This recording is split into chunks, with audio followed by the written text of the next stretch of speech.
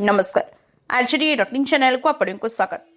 इटाभाटी 11 जन शिशु श्रमिक जिला प्रशासन तनाखड़ा।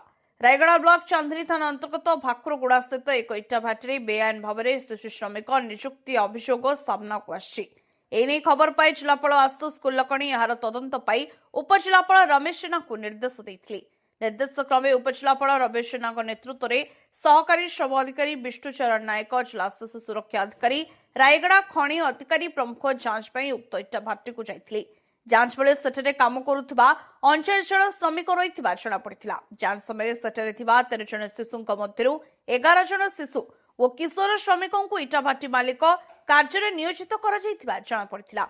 से 7 जन निज पितामाता रही काम करुले। इटाभाटी मालिक जीएम किंदिया और टी ईश्वर राव श्रमिकों को अग्रिम धनराशि प्रदान कर 6 मास पर्यंत काम करने को बाध्य करुले। 25 जन श्रमिकों को अग्रिम श्रम प्रदान करथिले इटाभाटी मालिक। श्रमिक मानक दिन को 14 घंटा अधिक समय काम कर सहित साप्ताहिक कम मजूरी दि जाउथबा तदंतर जनापड़ा।